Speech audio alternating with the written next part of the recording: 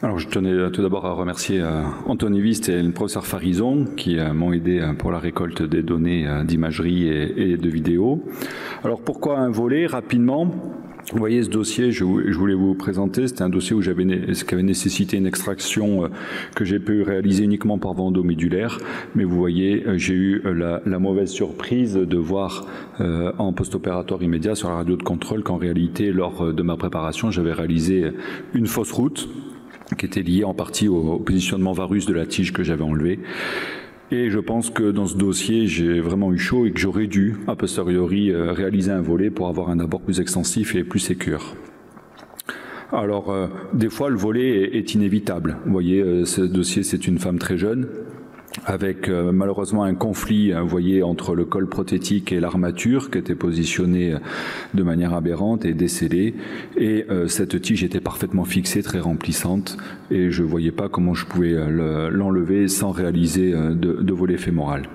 Le volet fémoral permet de nettoyer le canal, comme je vous ai dit, d'éviter les fausses routes, ça permet d'éviter des fractures péropératoires, ça permet de contrôler la fracture, parce que le volet est en réalité une fracture contrôlée. La Soft-Coat avait bien montré que le volet fémoral permettait d'éviter les complications. Et comme l'a dit Stéphane avant moi, la base de tout volet fémoral est la planification. Donc vous voyez ici ce dossier que je vais vous montrer ensuite en vidéo, c'est une tige qui malheureusement présentait des contraintes au niveau à ce niveau-là avec un Provastra shielding et qui a cassé, donc l'extraction de la partie distale sans volet fémoral paraissait non réalisable. Donc du coup les étapes sont tout à fait classiques, nous on a l'habitude de faire des voies postérieures dans le service. Donc on reprend la voie d'abord, ensuite on va libérer en avant les masses musculaires et le vaste latéral. Vous voyez, on planifie un petit peu la longueur de notre libération des parties molles. La préservation des parties molles est fondamentale dans le volet fémoral si on veut ensuite avoir une cicatrisation qui soit de qualité. Donc moi je me mets généralement juste en avant de l'expansion fémorale du grand fessier, puis je libère tout pour avoir une bonne exposition et pouvoir faire les choses proprement. Ensuite, on va réaliser selon notre planification. Moi, je fais généralement des trous à la mèche pour guider, pour faire une pré-découpe avant de passer soit à la libération à la lame de lambotte, soit à la scie oscillante. En réalité, il existe deux grands types de volets. Donc nous, on fait des volets type Paprovski, parce qu'on fait un lambeau postérieur, on va au ras de la ligne A, après ensuite on va relever en antérieur. Le volet de Wagner, lui, passe à travers, on réalise une approche en faisant un digastrique au sein du vaste latéral, et nous, on ne fait pas ce type de volet, mais ça revient à peu près au même. Donc, vous voyez ensuite l'ostotomie postérieure. Donc, l'ostotomie postérieure, généralement, donc moi je fais les traits à la mèche, et puis ensuite je le fais à la scie oscillante en découpant le long des petits tirés que j'ai pu réaliser préalablement. Il faut bien remonter bien haut jusque dans le grand trochanter pour pouvoir ensuite mobiliser de manière globale et uniforme et surtout en un seul morceau l'ensemble du volet qu'on va réaliser.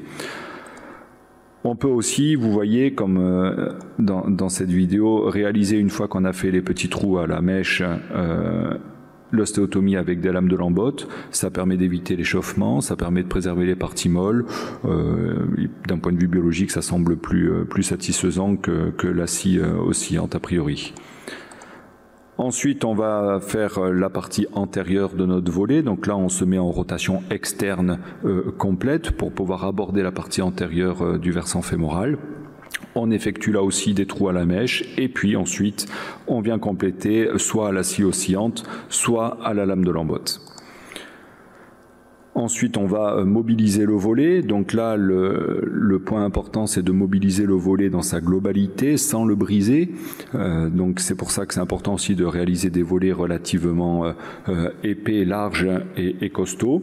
Et là, vous voyez, on va mobiliser le volet et apercevoir ici, je ne sais pas si vous le voyez, on voit le bout de tige cassé qu'on venait chercher qui correspond à ce bout. Il faut éviter la mobilisation de volets trop fins parce que ça peut parfois générer une fracture du volet. Alors en soi, c'est pas le drame, mais disons que pour l'ostéosynthèse future, ça sera moins bien. Et donc voilà ici le dossier en question que je vous ai montré avec la tige qui avait cassé, qu'on est allé chercher. On a fait un volet qui a été fait, à mon sens, un volet de qualité qui a permis de rendre une intervention relativement simple alors qu'elle aurait pu paraître extrêmement compliquée. Les points importants à mon sens, la planification avec un volet qui doit faire au moins 12 cm parce que les volets de toute petite taille ont tendance à se briser à mon sens. Et puis je pense que le volet doit emporter au moins un tiers de la circonférence globale du fémur parce que sinon on a des volets trop étroits et qui risquent de casser. Il faut qu'on préserve les tissus mous. Il faut essayer de mobiliser le volet en un seul morceau. Sinon, c'est pas le drame. Après, on fait un peu un fagot, mais ça, c'est pas le drame.